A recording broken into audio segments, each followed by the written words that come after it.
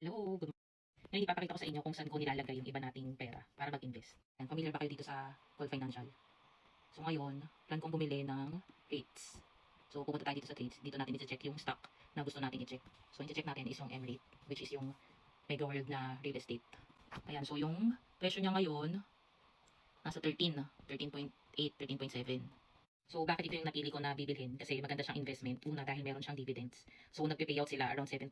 So, depende syempre kung magkano yung kinita ng company. Also, based on sa financial performance ng Mega World, okay naman kasi nag-expand pa sila and mataas yung demand nila dahil marami rin silang leasing and tenant. So, more on galing sa rental income and revenue. Tapos, yung current price niya ngayon, mababa pa to kasi last time nag-15 na siya. Tapos, yung payout nga niya every quarter. So, may marireceive kang dividends quarterly. So, after natin i-check yung price niya, makita natin dito sa kabila kung ilang word lot yung kailangan niya. So nakalagay 100. Kaya dito automatic yan, mag-100 yan. Tapos, kunwari, tapos ilagay natin dito 13. So 13.78 yung price niya. So kailangan lang natin ng 1,382.07 per 100 shares. So kulang yung pera natin. Actually, naglagay ako ng pera kanina so hindi pa siya pumapasok. So hintayin ko lang yun para ma-proceed na natin to. So try natin i-preview yung order. Kung magkano lalabas kasi alam ko may ano to eh. Ay, hindi pala pwede. Sorry. Kasi may ano pa to, may ano pa siya, ang tawag doon, may fee. So minimal lang naman.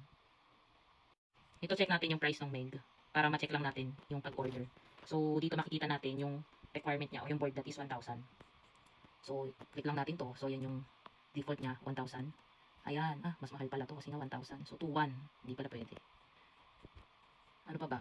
Try natin si DDMP. Ay, ba't ganun? Quote natin. So ito same 1,000 din. Ito pwede tayong makabili dito. Makakabili tayo. 103. Ayan. So check natin preview order. Ayun, may charge siya na 3.25. So, magkano nga yung price niya? Ito mababa pa to. Pwede tayong bumili. So, dito ilalagay lang natin yung password. Tapos mag-place na tayo ng buy order. Ayan, naka-place na tayo. Tapos makikita na natin yan sa portfolio natin. Dito yung pagka-click mo yan. So, dumating na yung nilagay ko na pera kanina. Kaya lang, close na yung market.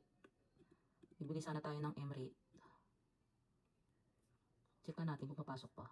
Pwede pa ata. Try natin kung magpe-place pa siya. Ayun, nag-place pa siya.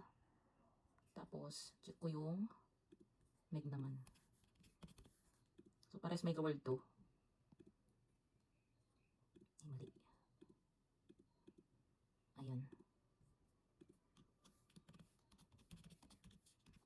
Ay, hindi pumasok yung password ko.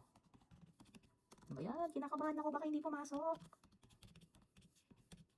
Medyo matagal kasi pumasok yung pera. Ayan, okay na. Yay. Nakaabot tayo. Ayan. Meron tayong may pasok. So, ito yung mga meron tayo. Wala yung MEG, hindi pa siya pumasok.